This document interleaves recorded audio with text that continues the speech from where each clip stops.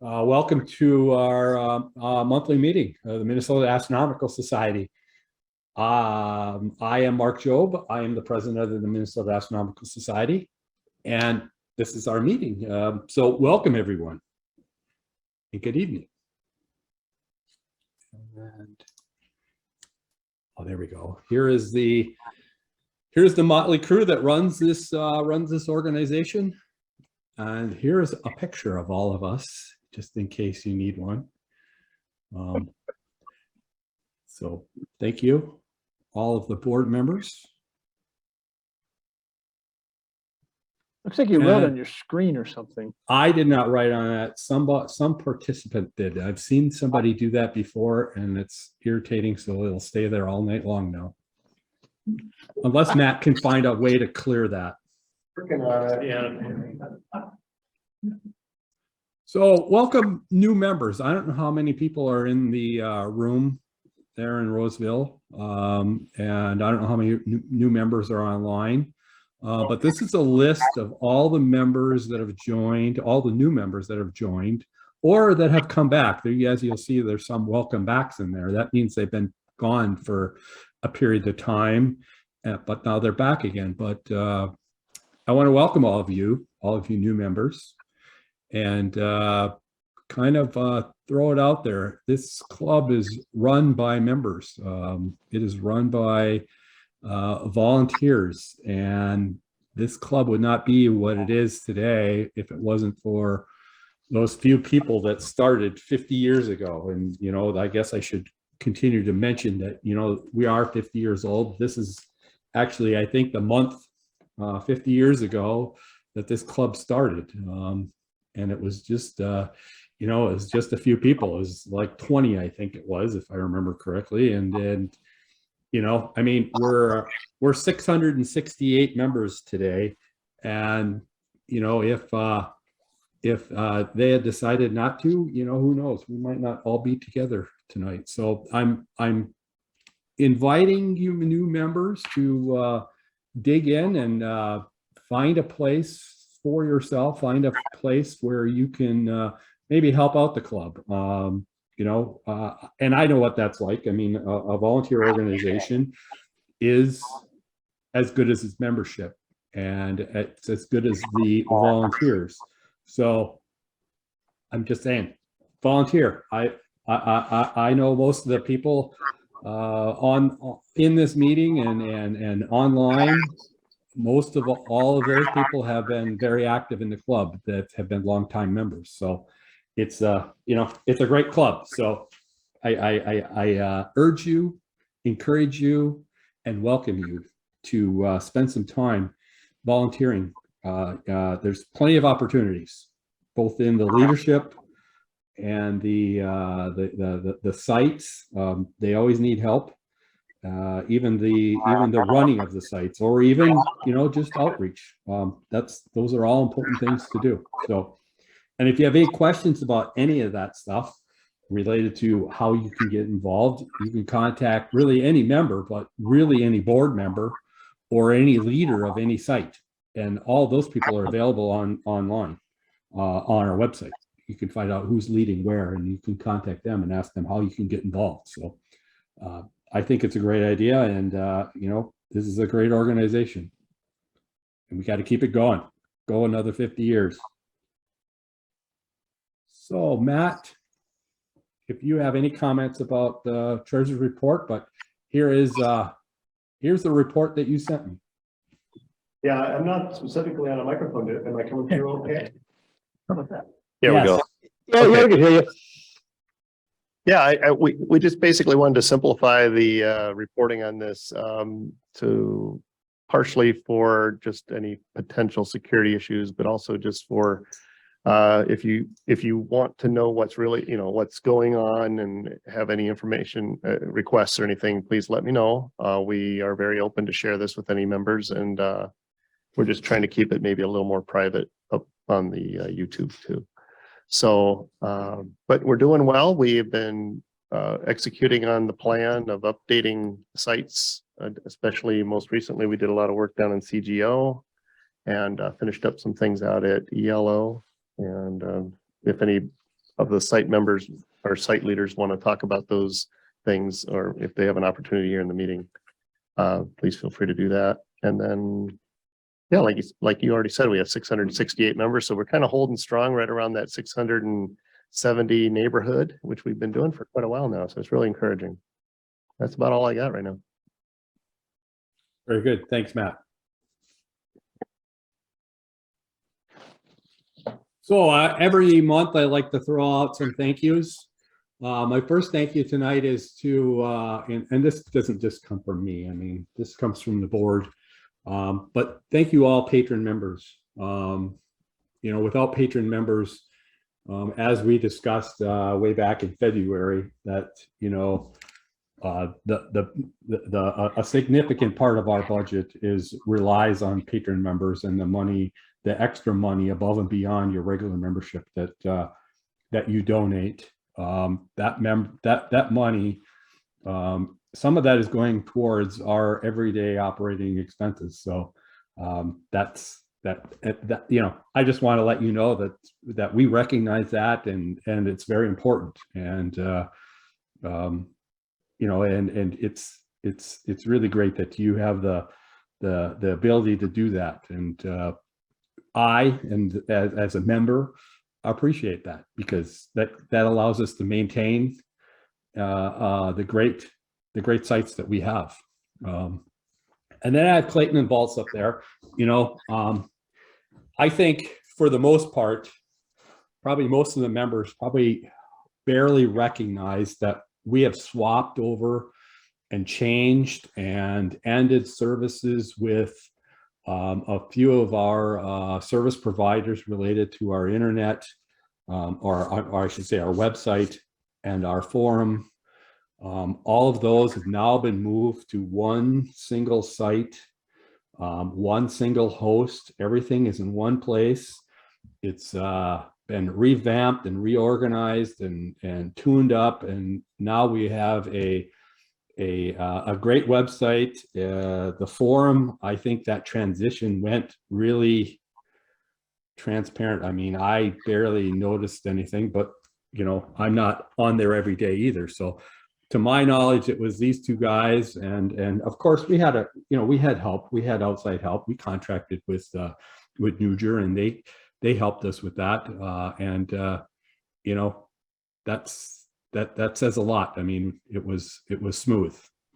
And then the 50th anniversary committee, which was Ahmed and Dave Faulkner and Steve Emmerich and Ron Schmidt and myself.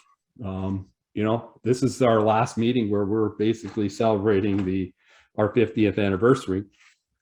And so it's over, and I think it was a great celebration. And then also that, a kind of big part of that was Fall Astronomy Day. And, had the only thing that didn't go very well was the weather. Believe it or not, it rained that day. So we could have used a little better weather, but what can we say? We had everything else. We were ready. So just to let everybody know, next meeting is board elections. So first I want to talk about the fact that our new bylaws has a requirement that is a business meeting. And what does that mean? That as it being a business meeting, we have to, for those of you that are going to sign in online, you have to register and get a link then so that you can sign on to the meeting. And then for everybody in the room, you're going to have to sign in.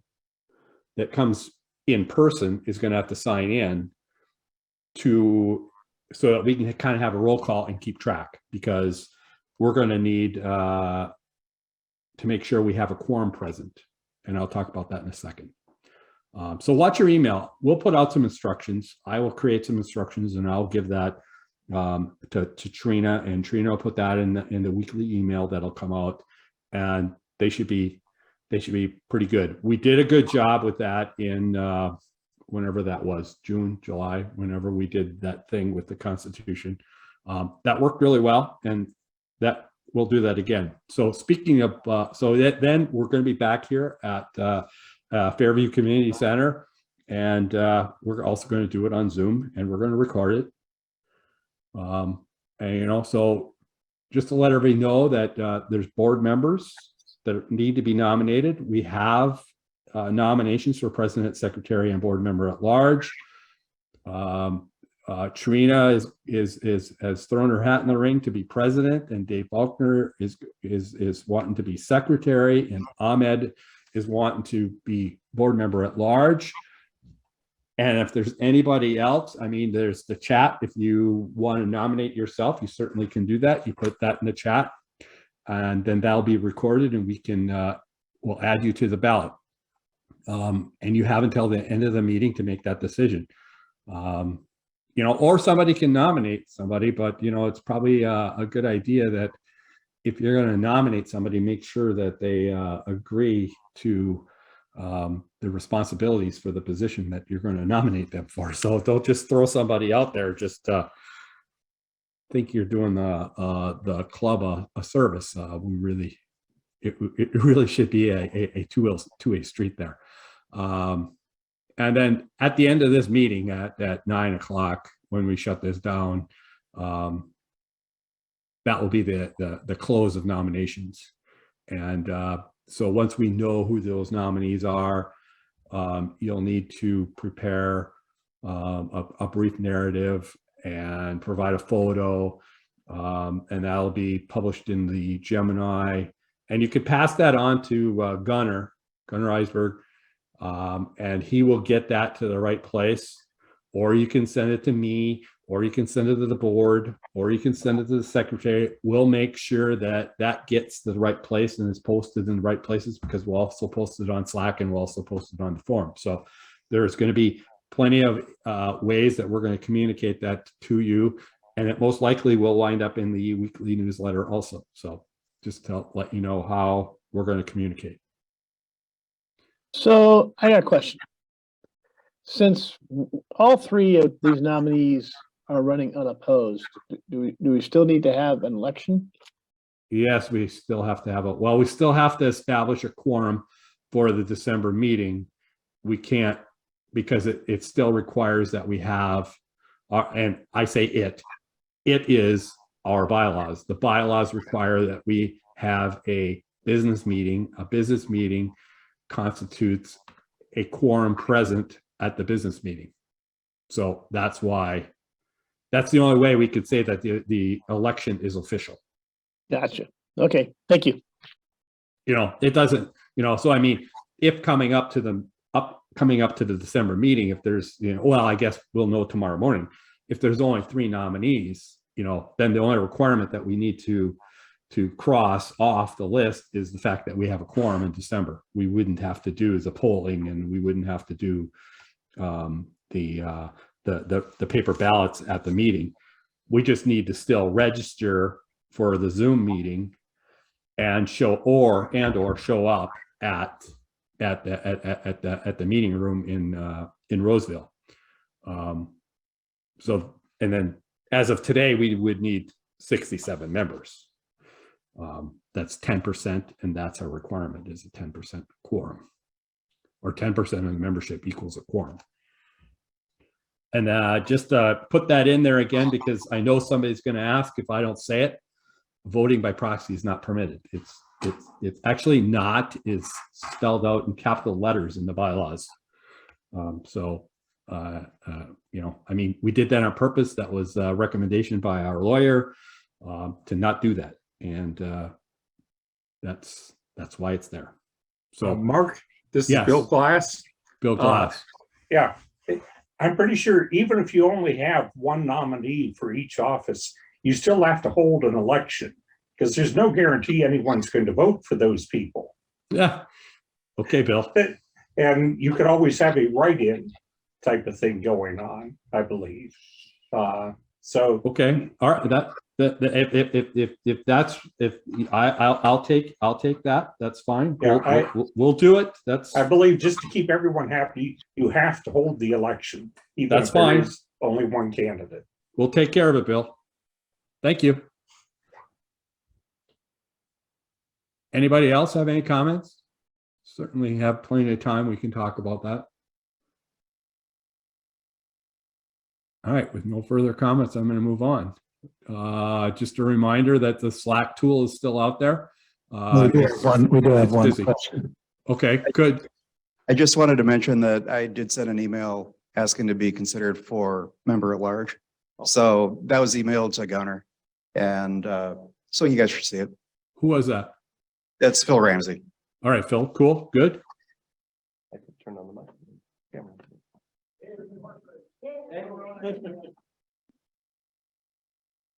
All right, moving along, just to let everybody know, Slack tool is still there. There's a lot of activity there. It's actually there's 2 places I believe that, or maybe 3 places that are translated from the forum and directly onto Slack, and that's the beginners group, the observing group, and the announcements group. So whenever something is posted in those forum postings, that shows up on Slack. So that's, if you're following Slack, you aren't necessarily missing the major things coming over on the forums. So just to let everybody know. We're still on YouTube, and I don't know, for some reason I was looking through the YouTube views, and for some reason there was one of the meetings recently that has a whole bunch of views. So I don't know if it was being just somebody was just pounding it. It's like over 600 views one of our meetings. I mean, if that's true, that's cool. If not, that's fine. But we usually get, after a meeting is posted, we usually get about 50 or 60 views within the next month before the next meeting is held.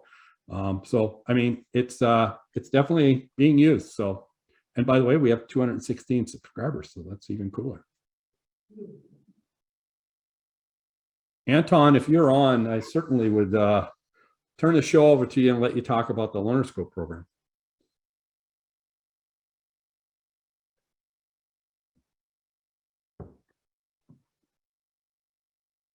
Does anybody knows? Anton? I wouldn't be surprised if he's not on. He has a class, I think, on Thursday. Oh, that's right. John, you want to talk about this then? Sure, I can talk about it. And You probably know more about it than I do.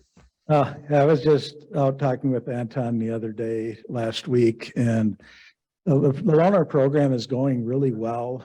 We have a lot of scopes out. The most popular scopes are, the 8SEs, and also the 8-inch Dobbs. And one thing that Anton, I noticed there's a lot of questions. So for the new people on, in the organization, or if you're new to checking out the loaner program or using a telescope, a lot of times people will try the CSE, the 8-inch CSE, thinking it's a go-to scope. I'll just go out there, set it up, and I'll be able to find all these things. Well, it's actually more complicated than that, using these go-to scopes, and people can get frustrated with them. And Anton's recommendation, and I would have to agree with him, and I think many people in the organization, you can check with Suresh too at SBIG, but the 8-inch Dob is probably a better way to go if you're just starting out. It's very simple to use. You point it very easily, and so you'll be able to find, and you can track the objects. Yeah, it won't track automatically, but it's actually quite simple to use. And the biggest thing is you can see an object, find it, and actually see it, rather than horsing around with electronics for 3 hours in the dark. So one thing is just look at that seriously if you're looking at checking out one of these scopes, and go for those Dobbs first. And then if you're comfortable with that, once you start knowing things, then check out the 8SE. If anyone has another comment on that, go ahead, but that's my little spiel there. Yeah, I have to agree. I did the same thing when I joined the club years and years ago. The first loaner scope that I borrowed was a Dob.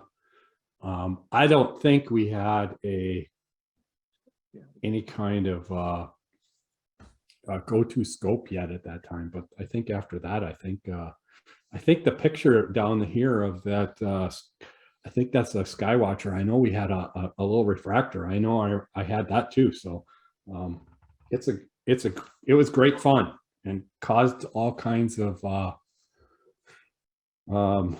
don't know, money being spent on my end. How's that? And one other comment for the newer people or those not familiar with it, the Lunar Scope program is accessed through the MAS website, and you'll see the Lunar Scope telescope program link on there.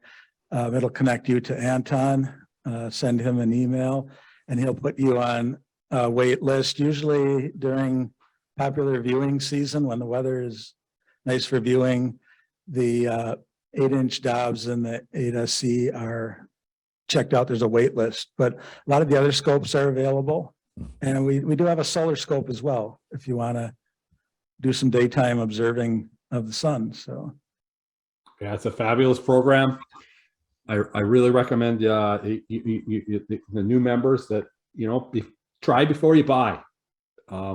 We have a great stable of equipment, and it really would give you an idea as to which way you want to go, whether you want a Dob or what you want to go to. They're all maintained pretty well.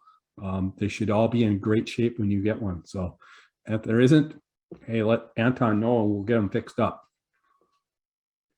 All right. Thanks, John. Just a message about COVID. I just saw something in the paper where they're monitoring and they have concerns for the winter. So I guess the main thing still comes down to, if you're not feeling well or you've been around somebody that has been sick, please stay home. It's not just COVID. I mean, it's the flu, and it's just a regular old run-of-the-mill cold. No reason for us to share that stuff. Thank you. So some things that are going on before next meeting. This is a big list. The things that I thought were pretty good are all those meteor showers. I was surprised that there were 3 of them.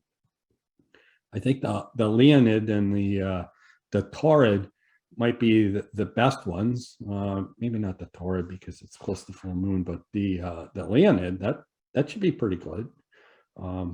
I didn't look up any information about those, but those are meteor showers that I recognize. So that must mean there's a few meteors per hour to at least spike your interest. And with the new moon, and that should make that a pretty good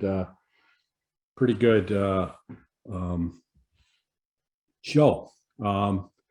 I just got a text from Ahmed. Ahmed's reminding me that there's a lunar eclipse next week, and I guess I forgot to put that in there, and I don't know why that didn't show up on my list of things I found on the internet. So the internet isn't always as wonderful, but yeah, there's a lunar eclipse that is it's late in the night, meaning it's mostly after midnight, I believe. And so yeah, either you gotta go to bed early and get up after midnight and enjoy that. So if there's anybody online or in the room that can talk about that, I certainly would let them have some time.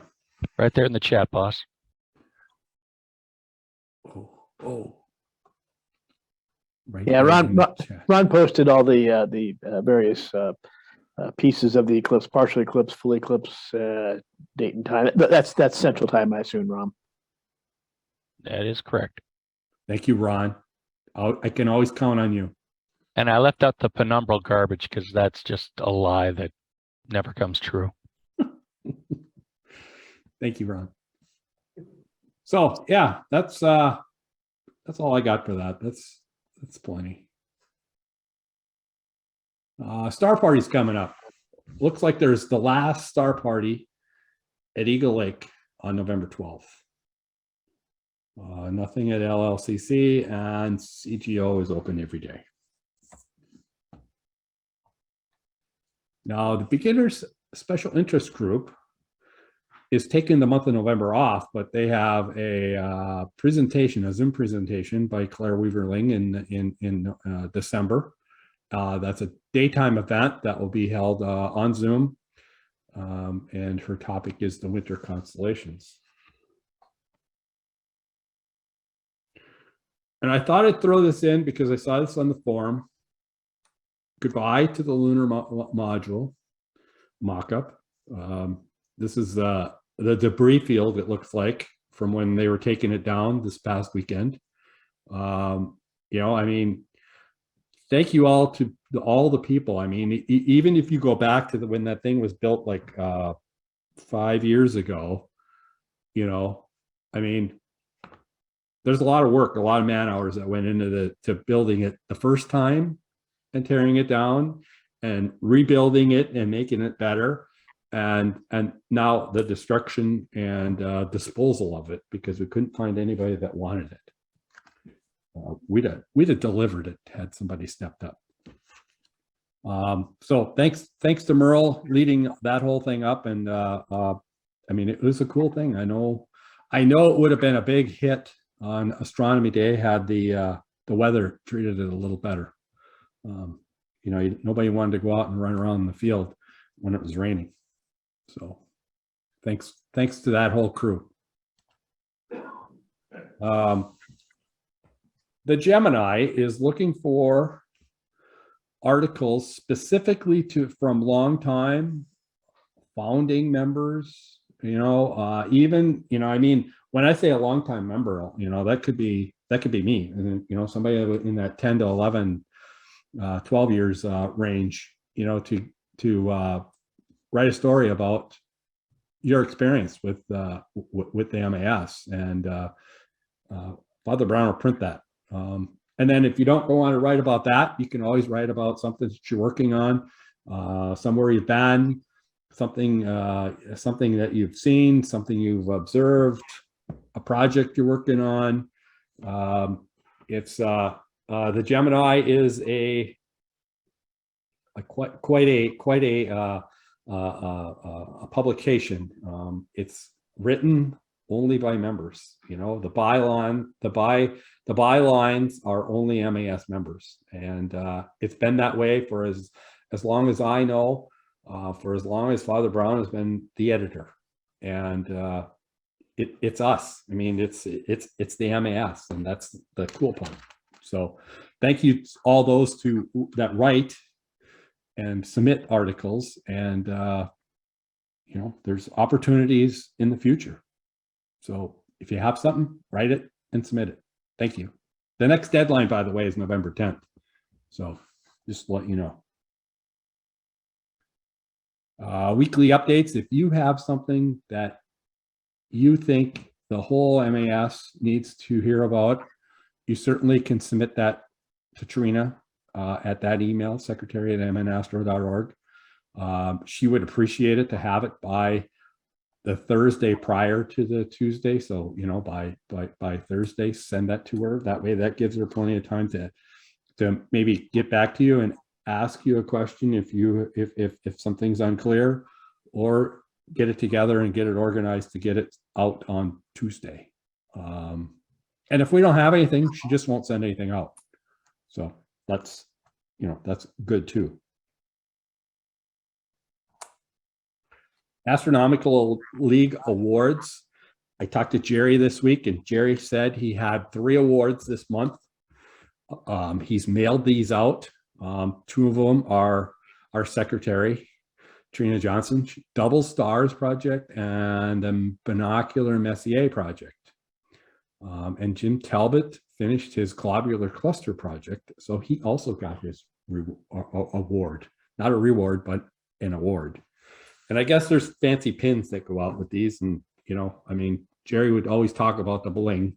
And I guess that's what it's all about, is the bling. So Jerry's message, get out there and observe, you know, do some observations and log them and submit them to the Astro League. Oh, better know a constellation. I don't have one for this month, but I have one for December. And I'm looking for a volunteer for January. So if you're interested in presenting in this space, please get a hold of me. president at mnastro.org. Next month, I know Ahmed has been working hard. For some reason, he's had a little disconnect. We currently don't have somebody, but he's working hard with somebody to get them on the docket for December. So we'll have a speaker. Stay tuned. Watch the website. We'll find somebody. So here we are. We're to our featured presentation. Dr. Ken Carpenter. He's a Hubble Space Telescope scientist, and I'm going to turn it over to him, and he's going to present to us 32 years of observing the universe with Hubble telescope. I'm excited about that, and we always like the Hubble. So let me see. I'll stop sharing, and we'll turn it over to Ken. Okay, thanks, Mark. I will attempt to start sharing, and we'll see what happens. Oh, it'll work fine now. We worked out all the bugs. One hopes so, yes. Do you want me to have my video on or keep it off to keep the bandwidth down? I don't think it makes any difference. I think it off probably is good for everyone then. Anybody that has a slow system won't have to worry about it then. Okay, we'll leave it that way. Okay, I think I'm so sharing far. full screen right now, so I will go into full screen on the slides. Hopefully you can hear me and it looks okay. I can hear you and it looks great. So take it away. Perfect. Well, as Mark said, I'm Dr. Kenneth Carpenter. I'm have split responsibilities at the moment. I'm the Hubble Operations Project Scientist at the NASA Goddard Space Flight Center.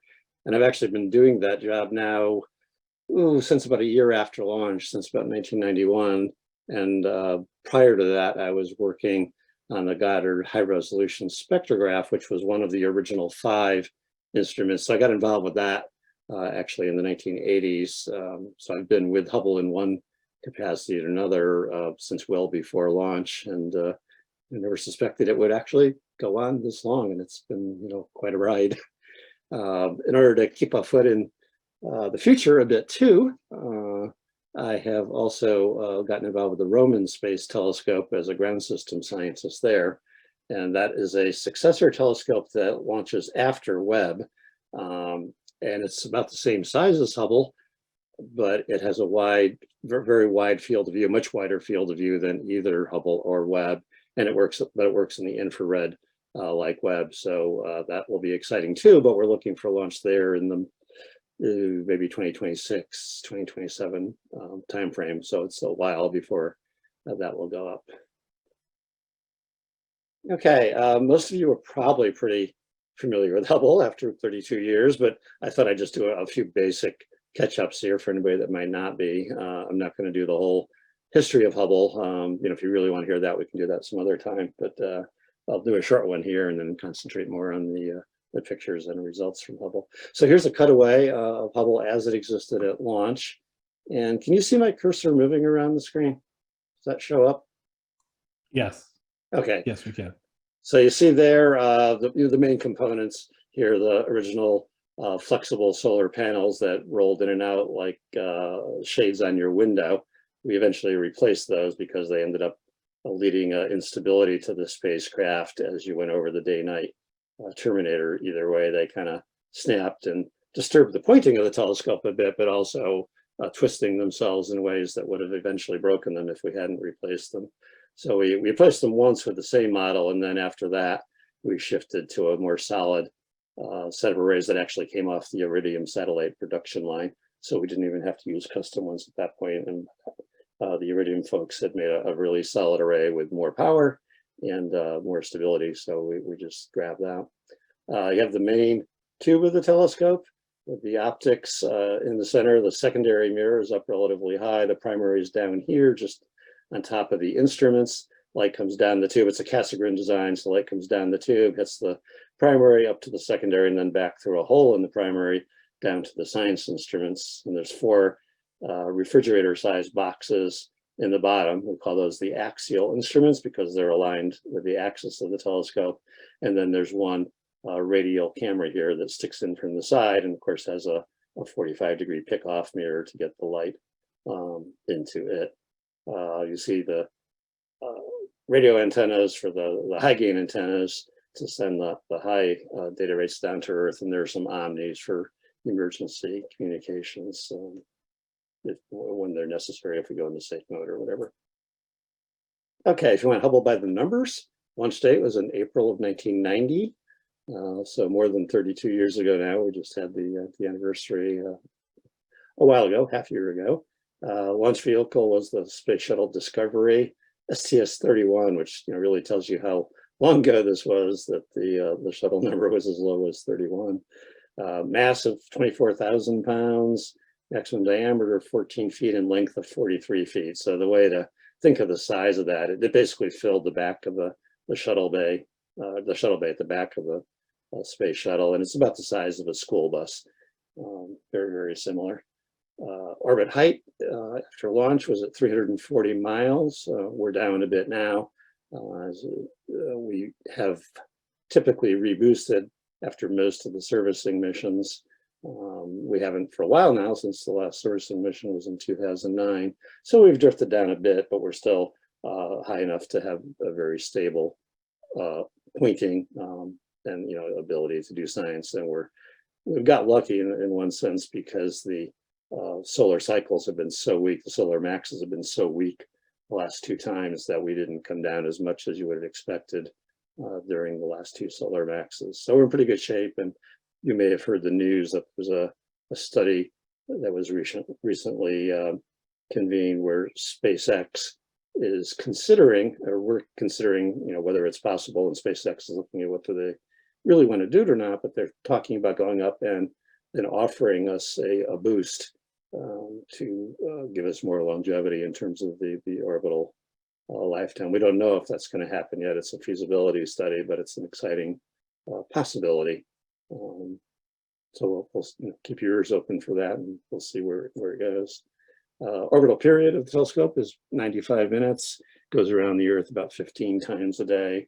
We allocate observing time in terms of orbits. How many orbits do you need to expose on a target to get the data that you want? We originally did it by minutes and hours, and that ended up being way too complicated. It makes more sense to do it in orbits, because then you can compensate for the dark time when you're in the Earth's shadow, or the Earth is blocking your view of the target, etc. And it's ended up being a much nicer way to do that. Orbital velocity about 17,000 miles per hour.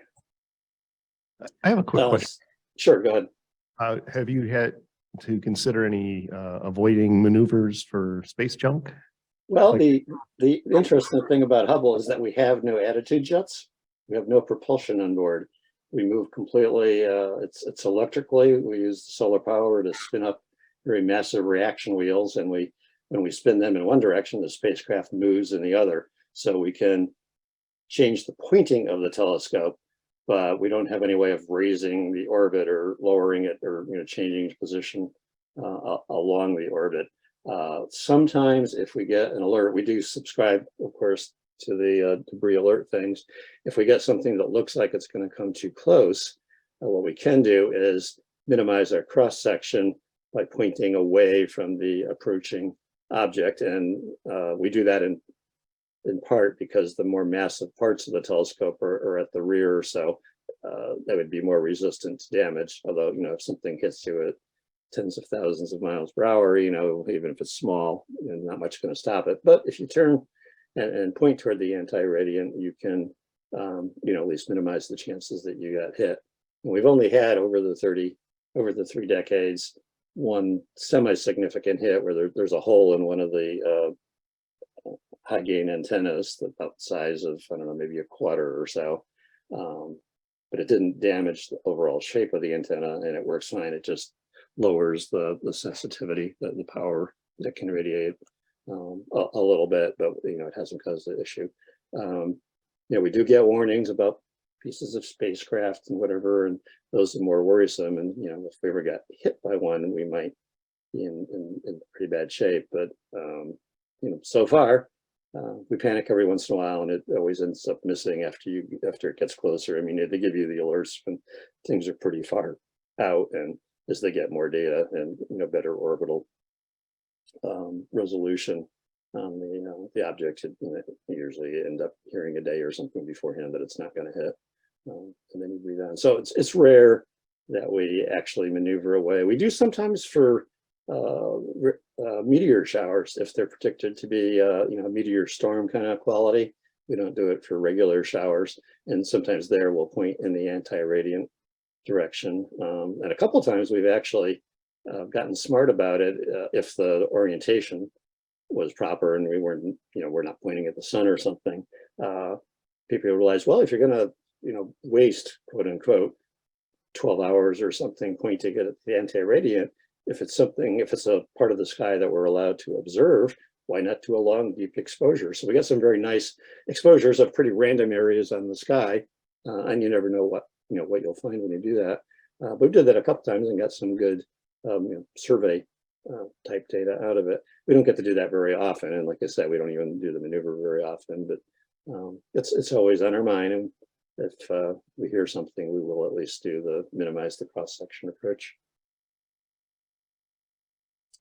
This is the original deployment in 1990. The telescope has just come off the Canadian arm from the service module, and then very, very gingerly, the telescope moved away. They used didn't want to move quickly because they didn't want to use the jets that were pointed up from the shuttle toward the telescope, because it A, could impact it, but B, more importantly, it could contaminate the optics if some of the hydrazine exhaust got onto them. So we used jets that were very highly inclined off to the upper right and upper left, so they wouldn't impact the telescope, but it meant you had pretty low impulse in the shuttle, so it took a while to back off. But we've never, it's a pretty well-known procedure, so we've never had any real issues there. It is fun if you look at the top of the aperture door, which is closed in this picture still because it's just recently released. You see reflections of the Earth and clouds over the ocean, I think is what it's actually reflecting. And then after the shuttle backed away further, of course, that aperture door would open, which is, of course, a step that always makes you hold your breath while it's going on. But at least when the shuttle was there, it was always close enough when we did that an astronaut could go out and mechanically move it out if it got stuck. We get more nervous now if it closes because of some safe mode issue or something, and then you have to rely on the automated system to open it. But it's one of those things that's tested for 30,000 openings, and we're nowhere near that. You can still get nervous about it, but that's not not a real big concern. Okay, I mentioned that we had gone up and serviced Hubble regularly, so launched in 1990 and on a time scale of 3 to 5 years. Every 3 to 5 years, typically, we would go up and service it to some degree in the way that you would have your car service, where you go up and replace failing parts, the things that were wearing out. But we also took advantage of this to increase our science capability, take advantage of new detectors that were being developed on the ground, new instrumentation in general with higher sensitivities, came up with ways to design instruments that had higher resolution on the sky and higher spectral resolution in cases where we were building spectrographs. So you can see, if you look over the manifest here on the first servicing mission, of course, the most important thing was to correct the optics. A story that all of you know, that the mirror was slightly ground to the wrong shape, very accurate, very precisely ground to the round shape, which meant that we could actually prescribe a correction for it, knowing very precisely what was wrong. We just had the mirror was just a little too high at the outside edge, so we put in intervening optics that had an error in the opposite direction and fixed it. And as one of the opticians said at the time, and the end result was as good as the laws of physics permitted. So it was really done very accurately. So this co-star you see, the second item here, is the corrective optics space telescope axial replacement, and that was designed to correct the optics of all of the instruments except for the radial wide field planetary camera, which was a replacement instrument that was already under construction when Hubble was launched. So they just altered the pick-off mirror for that, or the intervening optics at least, to to fix the problem. So that one had a built-in correction. CoStar corrected everything else. Both of them were wildly successful and restored Hubble to its original design performance. Later instruments that were put on also had the correction built in. So eventually CoStar was removed from Hubble, allowing us to get one more science instrument on board, because CoStar took up one of the science instrument slot when we put it in 1993. Actually went in place of the high-speed photometer. We put new gyros on, and the first one in new solar arrays, and that was the new solar arrays of the old style design. So you'll see them being replaced again in 2002 with the iridium arrays. Servicing mission 2 in 1997, put in imaging spectrograph and a near infrared camera to replace 2 of the original instruments, and we replaced one of 3 fine guidance sensors that are used primarily to guide the telescope. They're like guide telescopes on the ground. You just locate stars in them off to the side, lock in on them, and it keeps helps you control the pointing of the telescopes to keep it on target with what you're observing of the main instruments. The fine guidance sensors can also be used to do astrometry, where you precisely measure the position of stars and look for parallax or look for motion of stars that might be caused by surrounding planets. So occasionally the FGS folks gets to do some science as well as to just operate the telescope. Servicing mission 3 was scheduled for around the year 2000, but we had a whole bunch of gyro failures. There were 6 on board, and we got to a point where we ran out of gyros at the rate they were failing, and we needed to accelerate the next servicing mission. But all of the things that were supposed to go up on servicing mission 3 in these 2 columns weren't ready. So we split the payload into 2 pieces and put the things that were ready, the replacement gyros, an advanced computer, which, believe it or not, is a 486. That's our advanced computer over the original computer, but it's perfectly adequate and a big improvement over what we launched with. And there's been no need to put on other ones after that.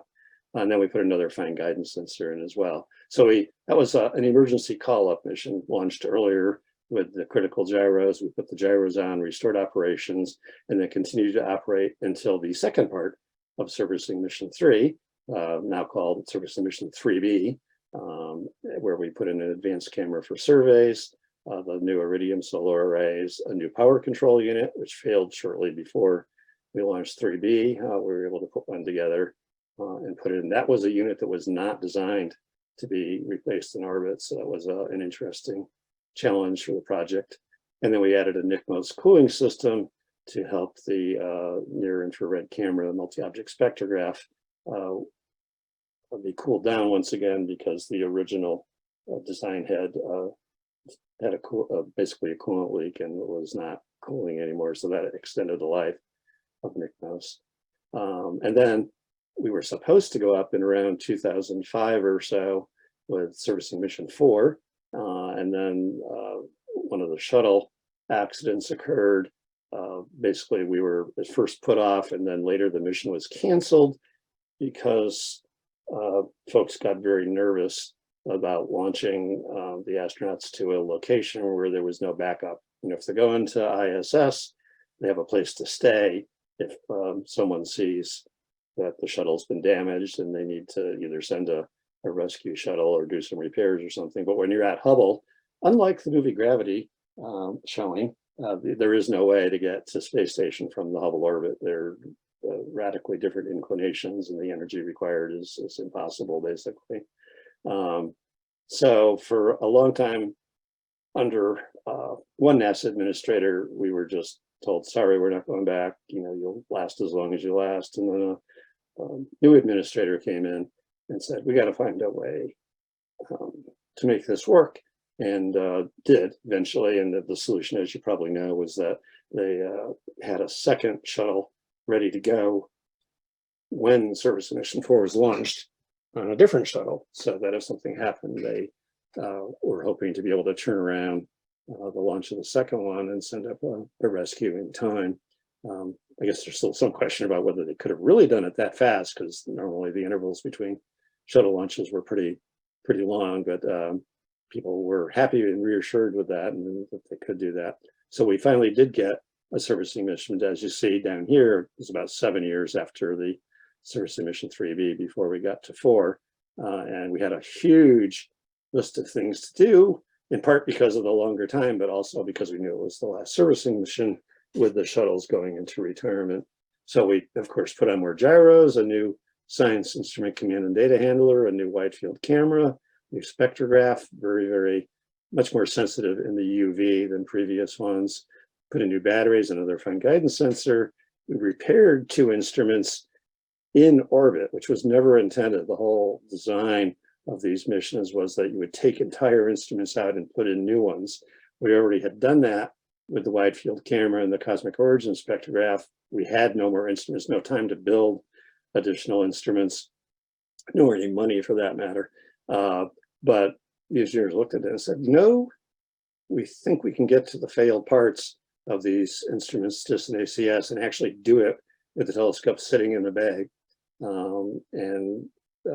There's a number of stories about the challenges involved in that for another time perhaps, but in the end, we actually were able to repair one of the 2 electronic sides on both instruments, and they've actually lasted, knock on wood, longer on the single side repair that was done in 2009 than the original instruments, which had 2 sides, or an original and a backup on the electronics. So clearly we learned how to fix the weak spots in the electronics between the original deployment and the repairs. And both of those instruments are still going strong today. You know, almost, what is that, 2009 to 2022. That's what, 13 years or whatever. So that's pretty remarkable given that the average lifetime of a lot of the instruments was more like 5. Put on some new outer blankets, insulation basically, and installed the soft capture mechanism on the back end of the telescope that would make it easier for a robot to dock up with the telescope if needed in the future to deorbit it or boost it. Okay, one of the servicing missions, the one that went up in early 90s, turned out to be just before the Shoemaker-Levy 9 comet was detected. This is an image that was taken in 1992, a Hubble image that showed this comet had broken up. And then the exciting thing was that after astronomers calculated the orbit of this, they determined on its next pass around the sun, it was going to collide with Jupiter. So everybody in the world started planning observations of it. And in 1994, Hubble took these images in July of 1994. And this was just after we had either done a servicing mission or come out of a safe mode, I forget what, but we were not operational just before the impact and just barely got everything working in time to do it. And nobody knew if we'd see anything, you know, with Hubble or with any instrument for that matter, because no one had ever seen this kind of event before. But as you can see, invisible light on the left side got pretty dramatic cloud impacts on the clouds where the cometary material got mixed in and heated and or cooled the material around it. And this crescent-shaped feature, I think, is about 5 Earth diameters across. So this was not a small thing. And it was kind of cool. Over the following weeks, you could actually follow the dispersal of this debris thing and check out, study in more detail the wind patterns in the upper atmosphere here. So that was kind of cool. And you see the difference between visible light images and ultraviolet light. In ultraviolet light, the spots actually were a little, the smaller ones especially, were a little more obvious than they were in visible light. And of course, it tells you something about the chemical composition when you see the differences there. This round spot at the top is actually a shadow of a moon, not anything to do with the impact itself. Okay, going out, as you can see, I'm doing the traditional thing here, starting in close by and moving out in the universe. So going to the outer solar system, we have in the upper left, one of the nicer images of Jupiter, and again, one of its moons here. And then I've zoomed in on the great red spot in this panel on the right, and I'm sure you're all well aware here what this is showing, and that is, simply that the red spot is shrinking. Between 1995, 2009, 2014, it is and continues to shrink to this day, as far as I know. At the rate that it's going, if it continues to shrink at that rate, it would be gone by I think it's 2030, which is rather remarkable given that the storm has raged on Jupiter since the time of Galileo. It's been going for more than 300 years. So it would be remarkable if it disappeared, in our lifetimes. So we'll see. I don't think anyone fully understands. We've never fully understood the red spot to start with, and I don't think there's any really strong theories on why it's shrinking like this at this particular time. Although if you guys have, interpretations or suggestions on that, it might be a fun topic to talk about. The outer planets, Jupiter here on the left, and then in the middle, Saturn, have aurora just like we do on Earth. And you see here, we observe the aurora in UV light typically, and then we have a superposed image from the visible in both cases. So very strong on both poles in both for both planets. The really fun thing on the Jupiter one and the early images is that in addition to the rings that you expected here, there are these bright points of light, and you see here Io, Ganymede, Europa. Those are not the moons; those are the theoretically predicted footprints of where the magnetic flux tubes come down from those moons and hit the upper atmosphere. And there was a theoretical prediction that you would get excitation of the atoms in the upper atmosphere of Jupiter at these exact spots. We put a pure theoretical calculation until this Hubble image was taken. So it's one of those aha moments. My theory is right. Not my theory, but the theoreticians who did the calculations there, and basically verified that yes, indeed, the high energy particles are being funneled down to the upper atmosphere at the poles through these magnetic tubes that are connecting each of the moons to the North Pole of Jupiter. So that was really cool. I don't know that we've spotted any foot points in the Saturn case, but still has very active aurora. And then Pluto, when Hubble was first launched, the best ground-based image is shown here in the upper right. You see Pluto there in a barely resolved Charon. Over the years, we did various observations that were kicked up in importance as New Horizons approached Pluto. We wanted to try to make sure they weren't going to fly through something, but B, if we could find additional moons, they might be able to include it in the observation plan. And in fact, we were able to expand the family to 5 moons total. Charon, which was known before that, and then Styx, Nix, Hydra, and Kerberos were found by Hubble in the years approaching Far Horizon Encounter. And they got the information in time that they were able to avoid those moons and actually get images of a couple of them as they flew through. So that was a really nice example of cooperation between 2 different NASA missions. This kind of thing happens all the time, but this was one of the more dramatic successes that one can readily appreciate, certainly.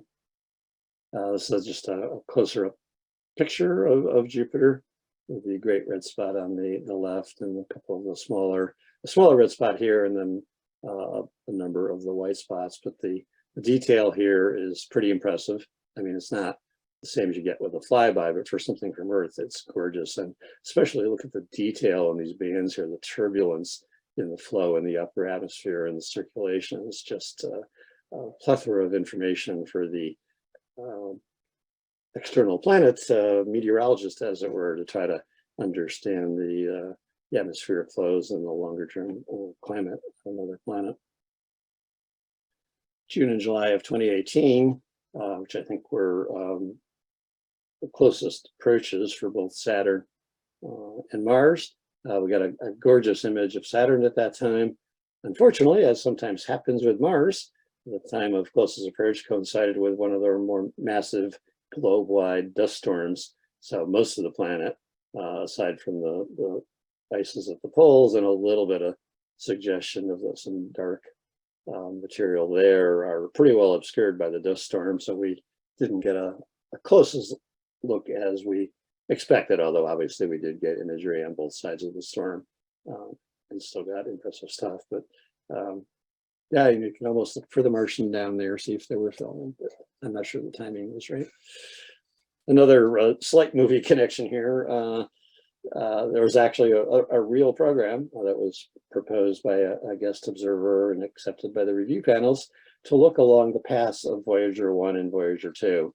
And of course, I'd like to think in my head that we're exploring the path of possible Voyager candidates from Star Trek Motion Picture. And I do know that in the motion picture, Voyager was supposed to be from a higher number of Voyager. It wasn't 1 or 2, it was 8 or something. But it's still fun to think about it. We're actually, Voyager 1 or 2 have gotten pretty much out of the solar system a couple of times as the heliopause has moved in and out. But we were able, Hubble was pointed along their projected paths and is studying the interstellar medium between them and more distant objects, in this case, some stars in the Gliese catalog that happen to lie in the path. So we're actually understanding the density and material there and the types of material, and we'll know, you know, what to expect them to plow through many years from now. In terms of talking about some more current stuff that's been going on, we did in this last year produce another book in our series of ebooks. And if you aren't aware of these, you can go to the Hubble website, just nasa.gov/Hubble, and there's a section where you can pick up these ebooks. They're free. They're either in electronic book format or in PDFs if there's not one of the proper format for your reader. But the most recent one was on exoplanets and entitled Strange New Worlds. And yeah, I do realize that there's a certain resemblance to a new show from Star Trek. This was actually in production, I think, before Strange New Worlds premiered on TV. And we thought about, is this a problem with it? Yeah, it's a nice little tie-in. And, it's a legit title for it because it really is exploring the strange new worlds that we can see with Hubble. While Star Trek is off, visiting ones similar to them along the way. So it's a good book. It's both not just a picture book. It has a good amount of text in it, explaining what we're looking at and what we've discovered about each of these exoplanets that Hubble has looked at. So I highly recommend it. As I said, just go to nasa.gov/Hubble, and almost everything I talk about you can find by going to that site and digging around a little bit. Okay, looking out at some of the exoplanets that Hubble has seen. Some of the stuff will be in that book, maybe not all of it. Fomalhaut B was originally thought to be the first directly detected planet in a debris disk around a nearby star, Fomalhaut clearly. And you see in the lower right here, oops, why did I do that? In the lower right, you see the original data, 2 observations in 2004 and 6, and you see this bright spot interpreted at the time to be a planet moving. And if you fit an orbit to that, it was reasonable for a planet around the star. And there's a lot of argument about this even at the time, with a very the original people, of course, really arguing that this is real, and other people questioning if they were jumping the gun on this. So in later years, people kept going back and observing it with more advanced instrumentation from the various servicing missions and blowing up this area here. You see, after the original 2 observations, there were further observations from 2008 all the way out to 2014. And they tracked the orbit appropriately, but as you can see here, behaving in a very weird fashion for a planet, in that the spot of light was getting both bigger and dimmer. So the conclusion now is that it was a very compact dust cloud that we were observing, which is has been dispersing after since about 2006 and going away. So false alarm on that particular thing actually being an exoplanet, one of the more spectacular failures of an exoplanet detection, but it's a nice little warning story about being careful. Not everything is exactly what it appears to be. Along the lines of a success story here, there was one of the early exoplanet observations managed to detect methane. So this is the first observation of an element like that in an atmosphere, an element that has some connection perhaps to prebiotic life at least. You would observe it by pointing Hubble toward a star with a planet in transit going between us and the star. And you look not so much at the, you look at the original spectrum that was coming from the star. You look at how it's changed, and the light that goes through the atmosphere, I mean, the stuff that hits the back of the planet just goes away and goes to zero, but the stuff that goes through the atmosphere at the edges of the donut, actually, the light still gets to you, but it's missing light at spots where atoms or molecules in the atmosphere could observe it. And these dips that you see here in the green tracing, so this is light intensity versus color or wavelength. These dips here actually correspond to absorptions from methane. So this was a solid detection of methane in a planet around another star. Another observation here was the first detection of helium on an extrasolar planet. And this was in particular kind of fun because it was done by a PhD student at the University of Exeter in the United Kingdom, who was, just paying attention to some data that was acquired. I think, not looking for this in particular, but she was smart enough to go in and do this and, get a really nice paper out of it in her early years of her career. Looking at Kepler 51, obviously some planets discovered by the Kepler mission. Hubble was able to go in and get more information on atmospheres and densities in particular. And you see here on the bottom, we show planets in our solar system compared in size to those in Kepler 51. And you see these three planets that have been observed there are the size similar to the gas giants Saturn and Jupiter, but they're way, way, way lower density. So roughly the same size, much less material. And then they're, as we call superpuffs, kind of like the density of maybe styrofoam, rather than heavier gases or rocks that may be at the center of our own planets. So one of the certainly qualifies as one of the strange new worlds. And another strange new world around HG 106906 is this exoplanet, the second one. So it's B 106906b. It's one that's way out there from its parent host star. You see down here in the left, 500 AU is that bar. So you're more than 500. You're almost, it looks like, getting near 1,000 at the most distant point of the planet. So it's something like a 15,000 year orbit. So it takes forever to go around. But it does make us think about, maybe our own solar system has something like that. Maybe Planet X or Planet 9, as people are calling it now, in our own system. Maybe it's way out there, and that's why we haven't seen it yet. Another definitely strange new world. This is an observation of a brown dwarf. So on the left side is the brown dwarf looked at directly. On the right side, we've occulted that. The coronagraph gotten rid of the light on the brown dwarf and actually popped up a substellar object here. I believe it's a star that, a would-be star that doesn't quite have enough mass. It is enough, it's generating its own light from its gravitational contraction, but it hasn't ignited hydrogen fusion or anything at the center. So it was kind of cool to find a planet around a brown dwarf, which is pretty small and faint to start with. So being able to find a planet around it was rather unexpected and again, very cool. And for those Star Wars fans in the audience, one of the more famous scenes in the original movie was the two suns in the sky with Luke looking at it from his original home. And we've actually found a system that has two suns like that for real in the sky, although this planet is nothing like Tatooine. And the stars are actually very far away. They're very close to each other. The stars are orbiting around each other, and the planet is way out, which of course is why it has a stable orbit, because these two stars act pretty much like a single point of gravitational attraction out here. One thing we're looking at when we're trying to find exoplanets, and especially trying to find Earth-like planets, is what kinds of stars should we look at to optimize our chances?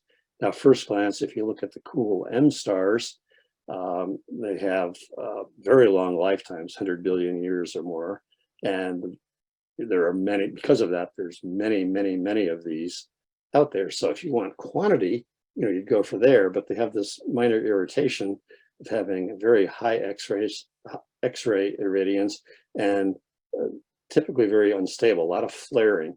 And this is not good for giving life a chance to arise on the surface of any of these stars, because that X-ray irradiance and the flares could very well sterilize the surface, or at least interrupt the development of life. On the other end of the scale, you could look at G stars like the sun, which have much smaller lifetimes, around 10 billion years, so 1/10 the lifetime, and have therefore much lower abundance than the M stars. So, that's not great, because there's, fewer targets to look at, as it were, in a given field.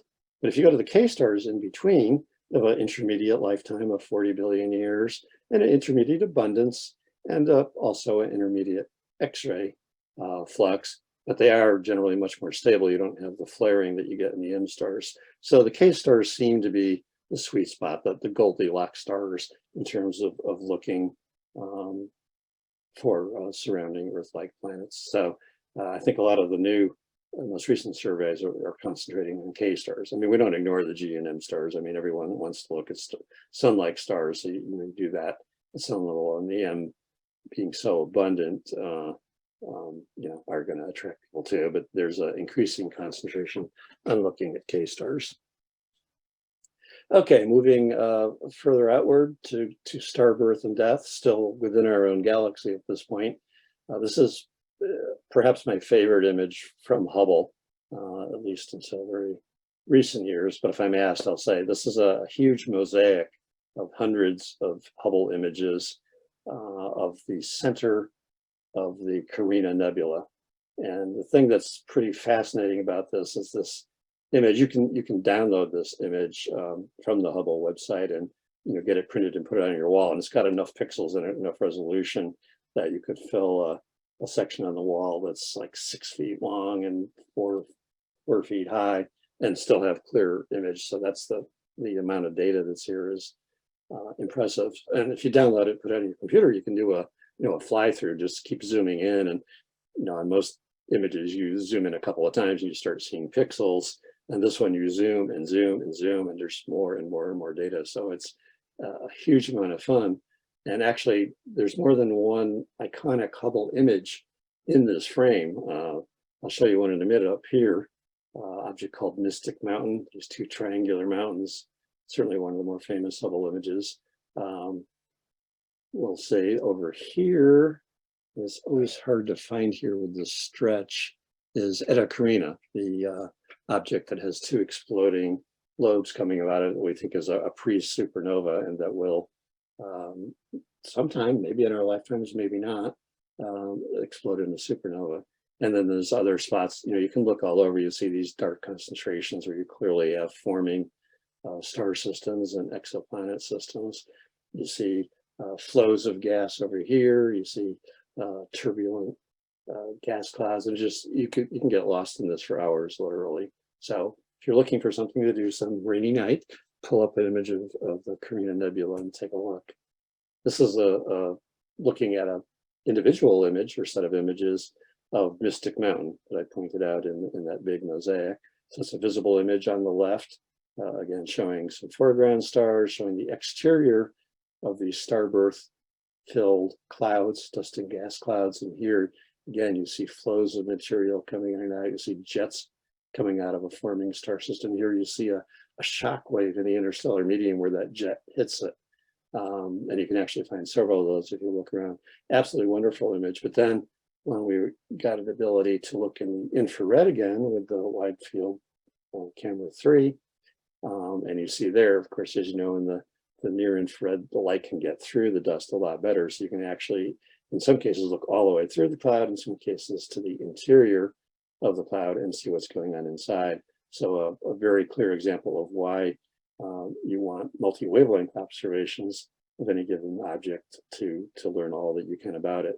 And now with Webb flying and observing successfully, we have overlap here with this kind of infrared image, but it goes further out into the infrared, and we get, as you may have seen in some of the recent images, a completely different image, even from the Hubble infrared image as you go to Webb. And even some of the Webb passbands, if you take with different filters, you see radically different appearances of these nebula, especially as you change filters. So it's we're not buried in information yet, but you kind of wonder if we're going to get to that point.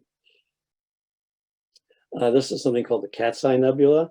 It's a star that has thrown off material in smaller explosions, kind of nova type explosions, not supernova. So the stars still exist after each one, but about every 1,500 years, it has thrown material off.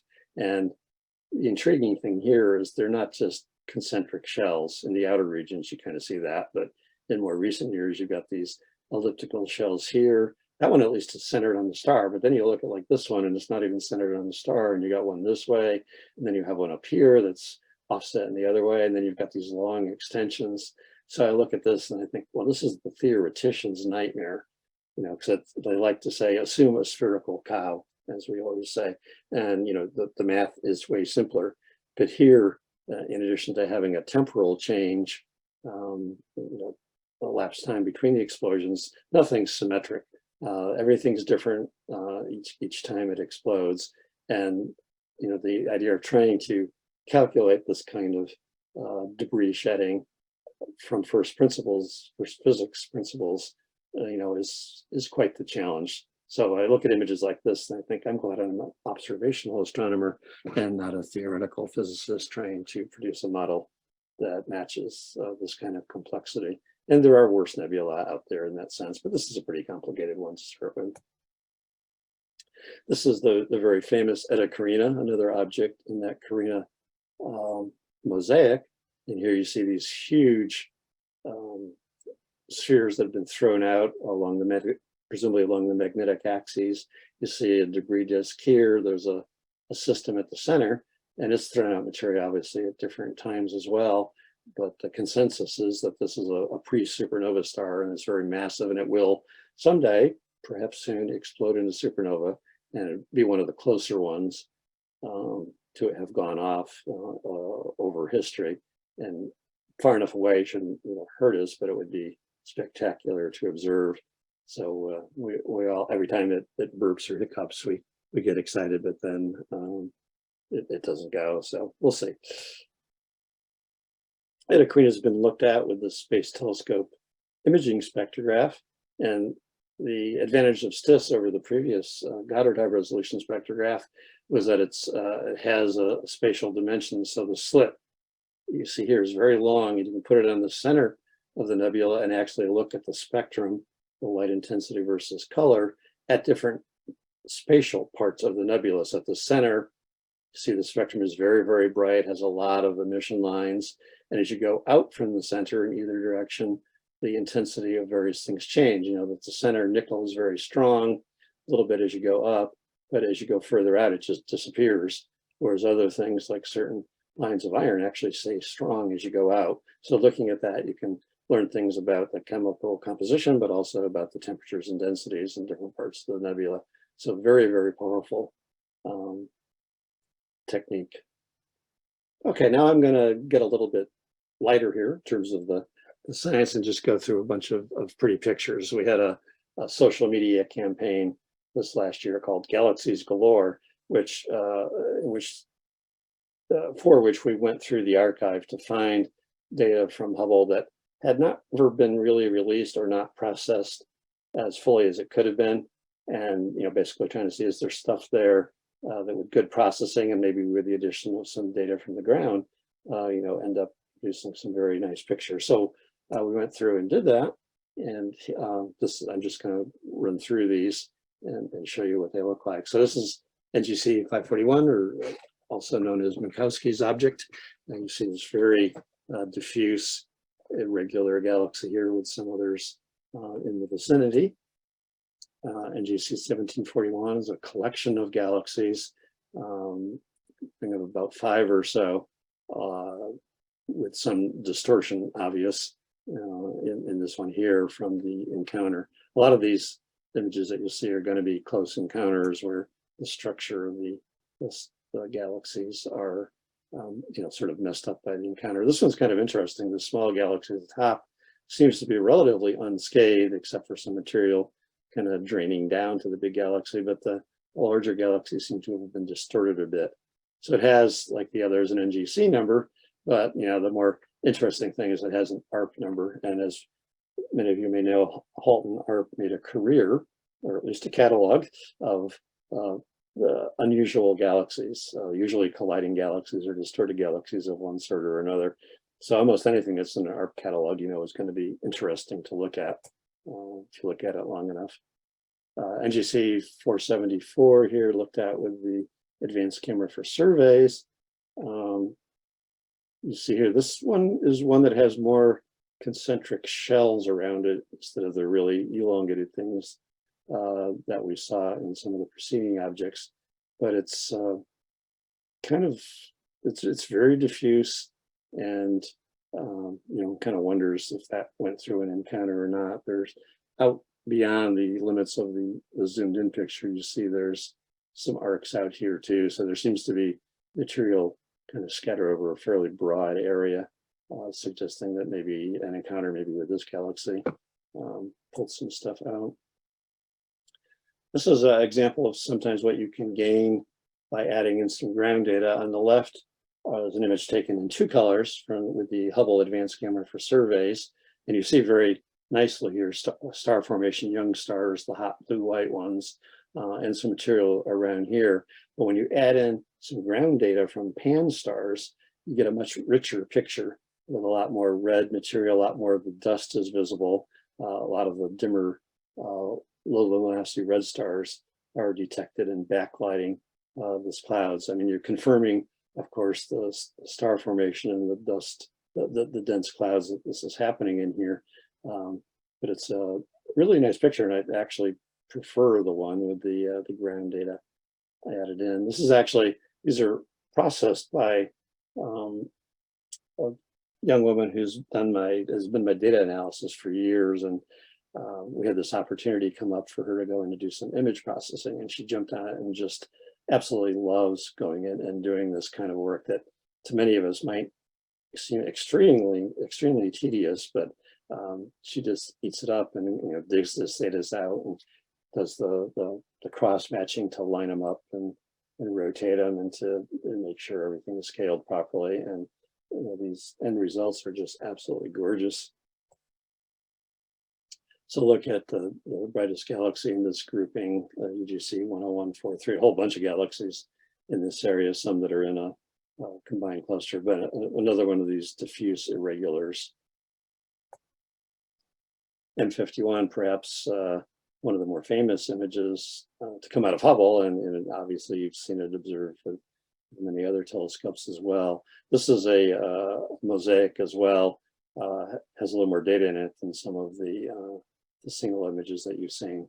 But I think M51 is just remarkable for the very high definition of the spiral arms. I mean, you can follow them all the way into the center, and they're just curving out, and they're so well delineated. You see a lot of active star formation with the pink clouds here. You see the young white stars in the background there as well. But a lot of stars enshrouded in dust. You see some material even going between the spiral arms there. And one prevailing theory, I think, is that things are so active because of this star off to the galaxy off to the side, again, disrupting it, maybe putting some pressure waves effectively through here to condense material on the spiral arms and increase the star formation. This is another one of these remarkable pictures you download. You can kind of fly through and get lost for quite some time on your computer. Another ARP object where these guys are really messed up. I think they're both supposed to have been spirals to start with, but there's not a whole lot of spiral structure left. I mean, you kind of have a spiral here, but there's no well-defined center or anything. So that's a very violent collision. A lot of active star formation going on as a result of it. You see material flowing between the two galaxies as well.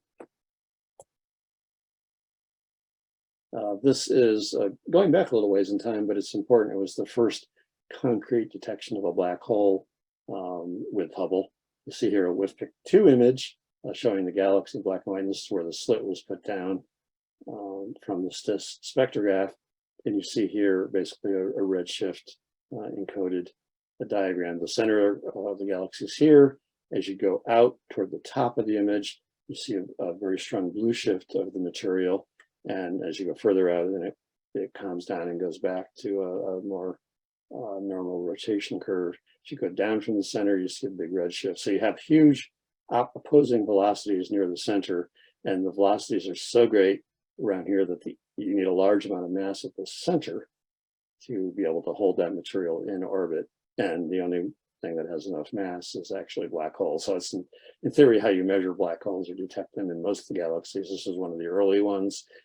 We have now seen that virtually every galaxy has one, and the size, the mass of the central black hole correlates pretty well with the mass of the galaxy. Perhaps not too surprising, but not something that was actually recognized ahead of time. Okay, moving even further out, one of the more famous Hubble images is the Hubble Ultra Deep Field, where we take the original deep field, which was area,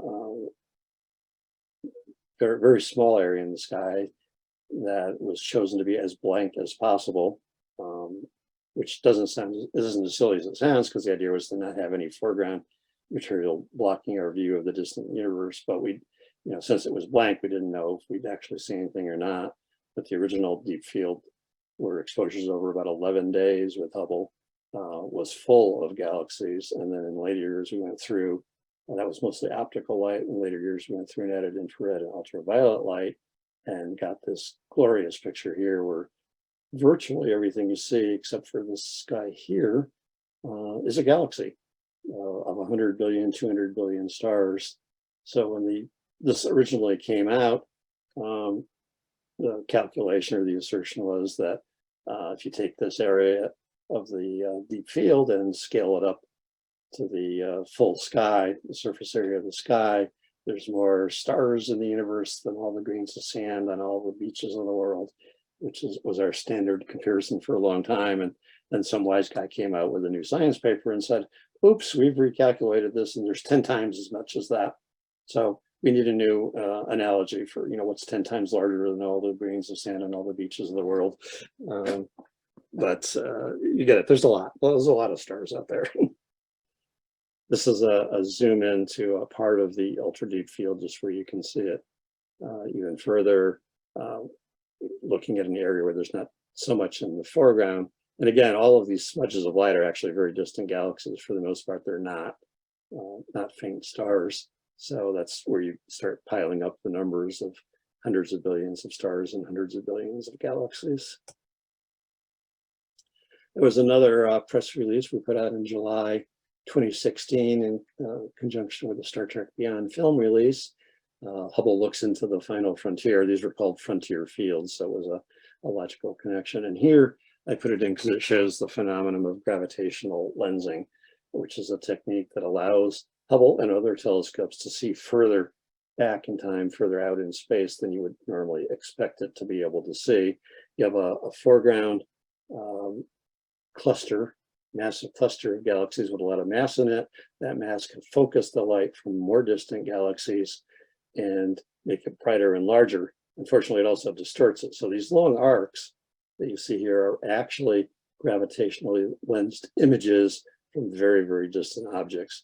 If you know the distribution of mass in the intervening cluster of galaxies, you can actually put this light back together into something resembling a more normal image. So it's a way of both recovering the image of these distant galaxies, but also getting the detailed structure, distribution of mass in this intervening galactic cluster.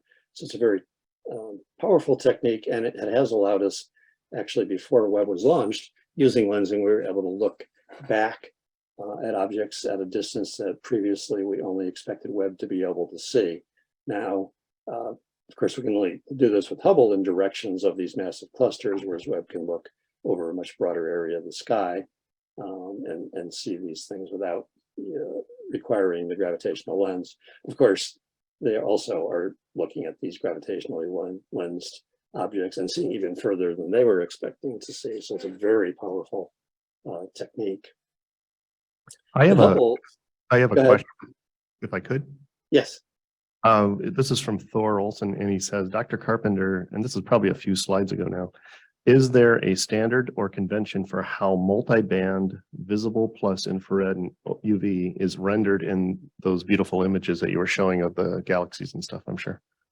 Yeah, that's a really good question. And it could be a talk all by itself, but the short answer is, yeah, we have a couple different ways we do that. And one is to try to combine them in a fashion that would mimic the response of the human eye, and kind of put things in the normal ultraviolet, blue, visible red color scheme, and weight them in the proper sense to get something that looks like the human eye. So first of all, you keep things in what's called chromatic order.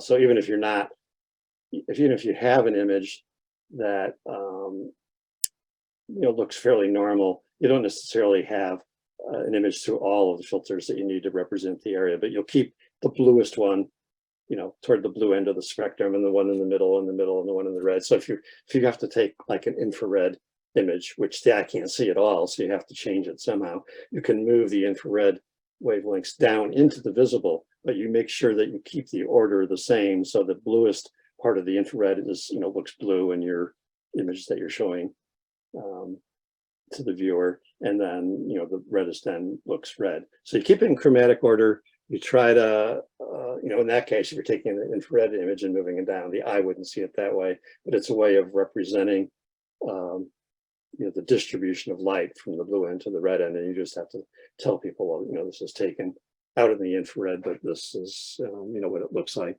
color coded, so that our eye can detect it. So that's one way of doing it. Another way is to simply say, well, we're not trying to reproduce what the eye will see, but we're trying to code some information in the image. So you might look at it and say, okay, we want to see where the oxygen atoms are, or we might want to see where the hydrogen atoms are, and what colors of light they emit in. So you say, okay, I'm going to make hydrogen look red. I'll make oxygen look green, and produce an image that has that. And you say, look, okay, so you can just look at the picture and you can see where the green is where the oxygen is, where the red is where the hydrogen is, etc. So it's a mapping with a code, so you can quickly look at things, and you can do that to match certain elements. You can do it to match temperature or density or something, whatever. So that one doesn't pretend to look like what the eye sees, but it's a way of conveying information.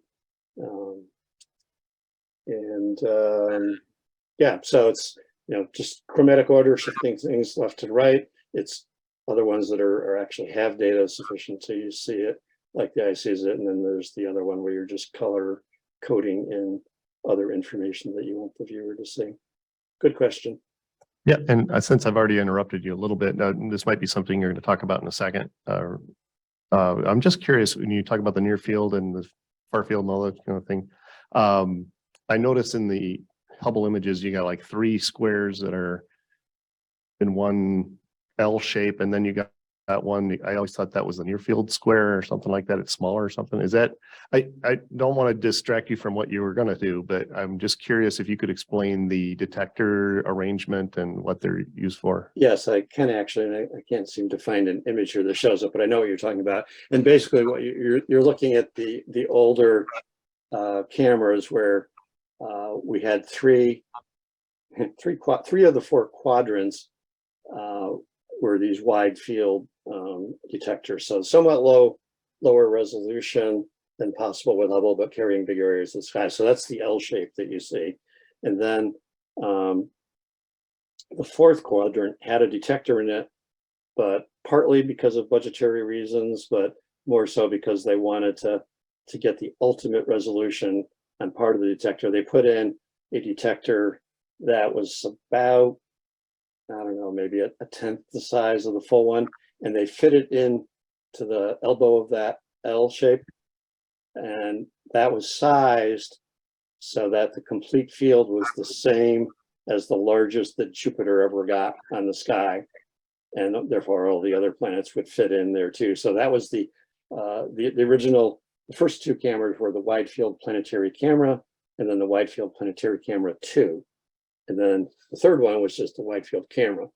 So that's when it changed away from the L shape. But the first two had the 3 wide angle, lower resolution detectors, and then had that 4th detector in the corner that had a more densely packed pixels to get the ultimate resolution of the image and be able to study objects like Jupiter or planets in our solar system in much more detail. So that's the PC part of it. You got the WF is the wide field.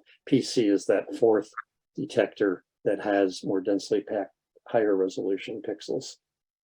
And were they actually off axis, like, so they didn't have problems with the central obstruction or any of that kind of thing? Yeah, unfortunately, I don't have a diagram here, which is it's unfortunate. But we tend to think of, you got these instruments that they're all looking at the same spot in the field of view of the telescope. That's not actually true. That if you project the field of view of the telescope, on the screen, you're, just say, what we're looking at here with the deep field, just say that's the field of view of the telescope.